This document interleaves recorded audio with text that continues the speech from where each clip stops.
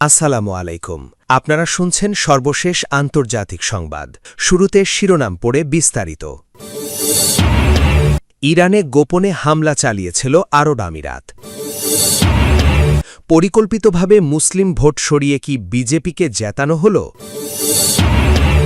Iran ইস্যুতে জাতীয় নিরাপত্তা দলের মুখোমুখি ট্রাম্প। সুদানের ড্রোন হামলায় ৮৮০ জনের বেশি নিহত জাতিসংঘ। সর্বশেষ থাকছে মালয়েশিয়ায় ইমিগ্রেশন অভিযানে ৩৯ জন বাংলাদেশি সহ ৪৪ অভিবাসী আটক। এতক্ষণ শুনছেন সংবাদ শিরোনাম, এখন বিস্তারিত। তার আগে অনুরোধ থাকবে ভিডিওতে লাইক দিন এবং ভিডিও সম্পর্কে আপনার গুরুত্বপূর্ণ মতামত কমেন্ট করে জানিয়ে দিন। ইরানে গোপনে হামলা চালিয়েছিল আরব আমিরাত। ইরানের ওপর গোপনে সামরিক হামলা চালিয়েছে সংযুক্ত আরব আমিরাত, এমন দাবি উঠে এসেছে মার্কিন সংবাদ মাধ্যমের এক প্রতিবেদনে। এর মাধ্যমে যুক্তরাষ্ট্র ও ইসরায়েলের পাশাপাশি ইরানের বিরুদ্ধে সামরিক অভিযানে সরাসরি অংশ নেওয়া একমাত্র আরব দেশ হিসেবে আবির্ভূত হয়েছে আমিরাত।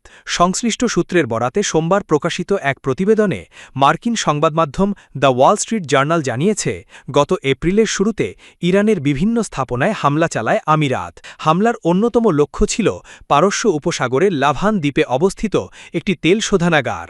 প্রতিবেদনে বলা হয়েছে, সে সময় মার্কিন প্রেসিডেন্ট ডোনাল্ড ট্রাম্প যুদ্ধবিরতির ঘোষণা দিয়েছিলেন। তবে হামলাটি ওই ঘোষণার আগে নাকি পরে হয়েছে তা স্পষ্ট করা হয়নি। ওয়াল স্ট্রিট জার্নালের দাবি, হামলার পর ইরান একটি নির্দিষ্ট স্থাপনায় অজ্ঞাত শত্রুর আক্রমণের কথা জানিয়েছিল। একই সঙ্গে এর প্রতিক্রিয়ায় সংযুক্ত আরব আমিরাত ও কুয়েতে ক্ষেপণাস্ত্র ও ড্রোন হামলা চালানোর কথাও উল্লেখ করা হয় প্রতিবেদনে। যদিও পুরো যুদ্ধে আমিরাতের সম্পৃক্ততার বিষয়ে বিস্তারিত তথ্য প্রকাশ করা হয়নি, তবে লাভান দ্বীপে হামলাকে দেশটির সরাসরি সামরিক অংশগ্রহণের স্পষ্ট উদাহরণ হিসেবে তুলে ধরা হয়েছে। একাধিক সূত্র জানিয়েছে, উপসাগরীয় অন্য দেশগুলো যুদ্ধে সরাসরি অংশ নিতে অস্বীকৃতি জানানোর পর ওয়াশিংটন আবুধাবির অবস্থানকে ইতিবাচকভাবে দেখেছে। তবে এ বিষয়ে ওয়াল স্ট্রিট জার্নালের কাছে প্রকাশ্যে কোনো মন্তব্য করতে রাজি হয়নি আমিরাতের পররাষ্ট্র মন্ত্রণালয়। তারা আগের একটি বিবৃতির কথা উল্লেখ করে জানিয়েছে, ইরানের হামলার জবাব দেওয়ার অধিকার তাদের রয়েছে। একইভাবে মার্কিন প্রতিরক্ষা দফতর পেন্টাগনও বিষয়টি নিয়ে মন্তব্য এড়িয়ে গেছে।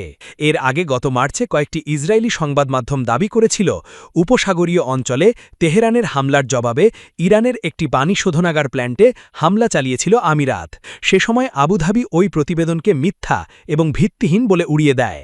তবে ওয়াল স্ট্রিট জার্নালের সাম্প্রতিক প্রতিবেদনে সেই ঘটনার বিষয়ে নতুন কোনো তথ্য দেওয়া হয়নি। যুদ্ধ চলাকালীন ইরান উপসাগরীয় দেশগুলোতে ধারাবাহিক ক্ষেপণাস্ত্র ও ড্রোন হামলা চালিয়েছিল। আমিরাতের প্রতিরক্ষা মন্ত্রণালয়ের তথ্য অনুযায়ী দেশটিতে প্রায় ৫৫০টি ব্যালিস্টিক ও ক্রুজ মিসাইল এবং ২২০০রও বেশি ড্রোন হামলা চালানো হয়। এতে এ অঞ্চলটির সবচেয়ে বেশি ক্ষতিগ্রস্ত দেশগুলোর একটি হয়ে ওঠে আরব আমিরাত। ইরান যুদ্ধ চলাকালীন উপসাগরীয় অঞ্চলে থাকা মার্কিন ঘাঁটিগুলোতেও হামলার হুমকি দিয়েছিল। একই সঙ্গে হরমুজ প্রণালী অবরোধ করে বৈশ্বিক জ্বালানি সরবরাহ ব্যবস্থাতেও চাপ সৃষ্টি করে তেহরান। যদিও অধিকাংশ ক্ষেপণাস্ত্রই প্রতিহত করা হয়েছিল, তবুও কিছু হামলায় সামরিক ও বেসামরিক স্থাপনা ক্ষতিগ্রস্ত হয়। অন্যদিকে ইসরায়েল দাবি করেছে, ইরানের পারমাণবিক ও ব্যালিস্টিক ক্ষেপণাস্ত্র ক্ষমতা দুর্বল করা এবং দেশটির সামরিক কাঠামো ভেঙে দিতেই যুক্তরাষ্ট্রকে সঙ্গে নিয়ে এই সামরিক অভিযান চালানো হয়েছিল।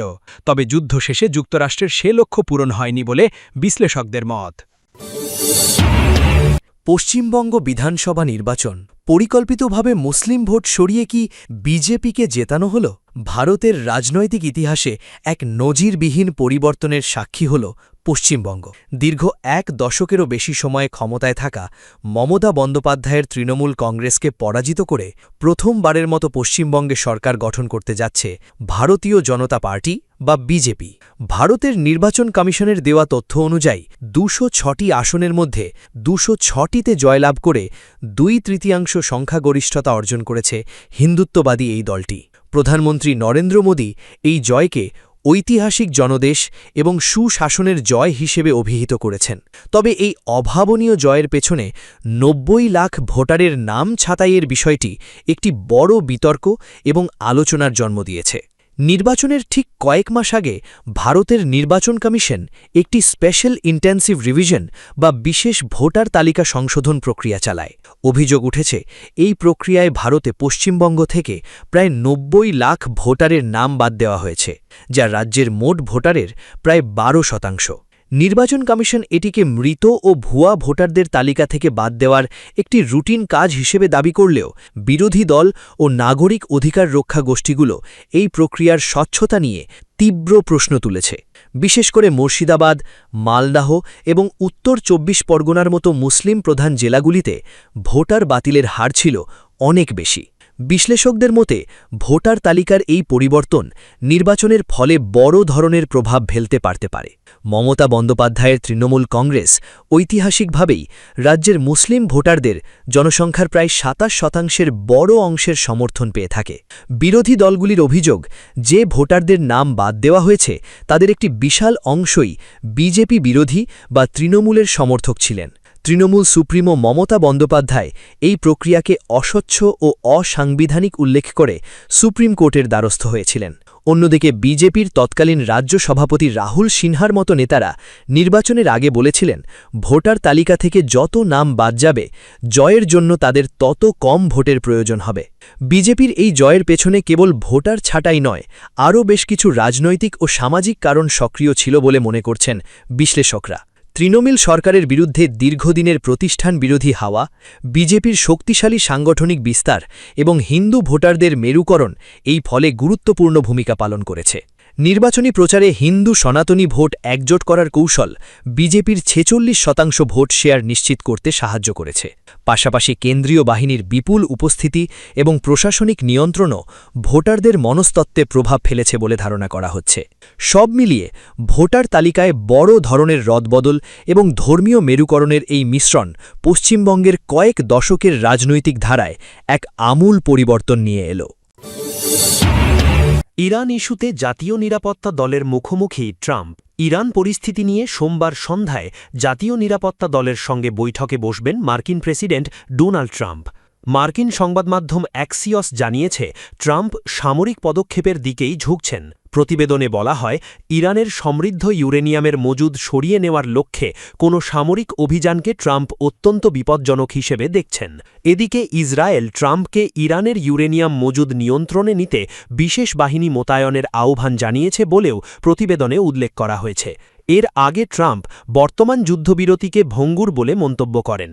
অন্যদিকে তাসনিম বার্তা সংস্থা দেশটির আলোচক দলের ঘনিষ্ঠ একটি সূত্রের বরাতে জানিয়েছে ইরান সমৃদ্ধ ইউরেনিয়াম দেশের বাইরে সরিয়ে নিতে সম্মত হয়েছে এমন খবর সঠিক নয়। সুদানে ড্রোন হামলায় ৮৮০ জনের বেশি নিহত হয়েছেন জানিয়েছে জাতিসংঘ। চলতি বছরে জানুয়ারি থেকে এপ্রিল পর্যন্ত সুদানে ড্রোন হামলায় অন্তত ৮৮০ বেসামরিক মানুষ নিহত হয়েছেন বলে জানিয়েছে জাতিসংঘ।